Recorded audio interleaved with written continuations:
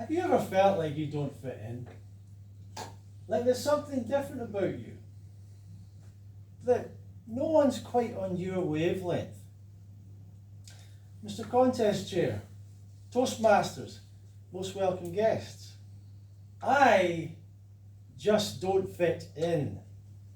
I'd like to tell you a little bit about my life to show you why sometimes I feel like I'm struggling to fit in. But can you blame me? I didn't have the most auspicious start.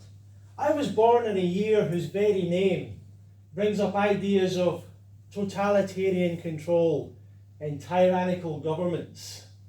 1984. And did you know that 1984 was the Chinese year of the rat? Is there a worse Chinese year to have been born under than the year of the rat? And I was born under perhaps the star sign that has the worst reputation of them all, Scorpio. Scorpio are meant to be hiding in the shadows, manipulative, obsessed with sex and death, with a sting in their tail.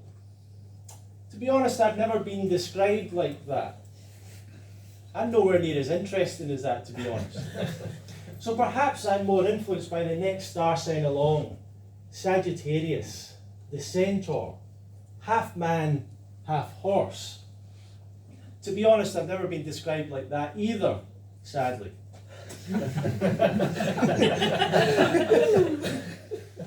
I was born in a hospital that had perhaps the worst name of any maternity hospital ever in existence.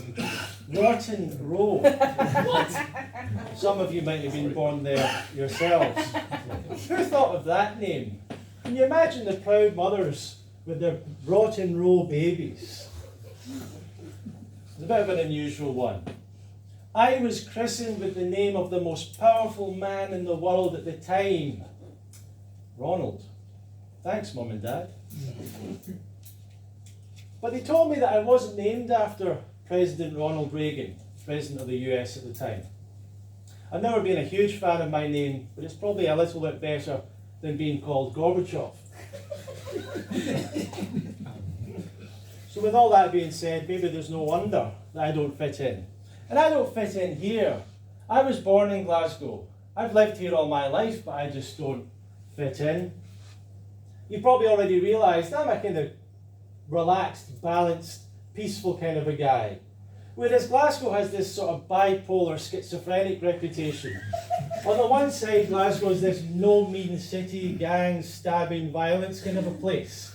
But on the other side, Glasgow is the friendly city. In fact, did you know that Glasgow was voted the friendliest city in the world by Time Out magazine? What are we meant to take from those two facts? In Glasgow you might get stabbed, but at least the guy's probably going to take you to the hospital. When I was growing up, Glasgow was trying to change its reputation. It was the European city of culture. It had a new slogan, Glasgow smiles better. And Glasgow does smile better. Not always with a full set of teeth. But Glasgow does smile better. Now, I also don't have a particularly strong Glaswegian accent. I don't really have the patter, the lingo, the words down. And actually, sometimes when tourists or immigrants come to Glasgow and meet me, they'll say, "Where are you from?" And they're quite surprised when I say, "I'm from Glasgow." And they often say, "But I can understand you."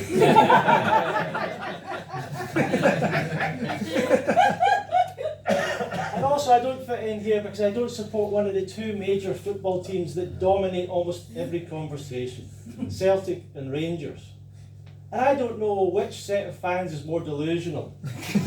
On the one side we have Rangers. They like to tell us they're the most successful club football team in history. As long as we forget about the time that we went bust. Meanwhile, Celtic like to tell us that paradise is located on the east end of Glasgow. It's very hard to see who's more delusional on that side. So perhaps it's no wonder that I don't fit in here. Now, I don't fit in as well because with my lifestyle, I've been experimenting with my diet all my life. And eventually I became that most annoying thing, a vegan. You know what they say about vegans? How do you know if someone's a vegan? Don't worry, they'll tell you. There's a magic thing about being a vegan. When someone knows you're a vegan, they turn into a nutritional expert. Where do you get your protein? They'll ask. Where do you get your vitamin B12? Where do you get the nerve to ask me all these questions?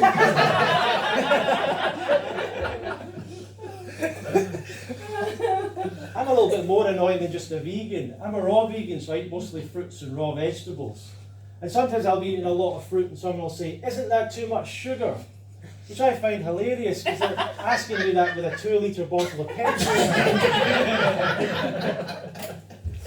So it's no wonder that I don't fit in. But friends, I don't want to not fit in. I've got no desire to be a rebel, an iconoclast, a nonconformist. I like being part of the group. I like being part of the tribe and going with the flow. But there's something that unites us in this room. That all of us at one point woke up and said, you know what, I want something different in my life. Maybe something more, something better. And you're the kind of person, just like me, that would be happy to spend a Tuesday night not just relaxing somewhere in front of a television, but coming to learn, to participate, to do something, to build skills. And the truth is, that kind of makes us a little bit different. So if you ever feel a little bit different, if you ever feel that there's no one quite on your wavelength, I would say don't fear, don't worry. That's a good chance that that's an indication you're going in the right direction. And you should never fear if you think to yourself, I just don't fit in.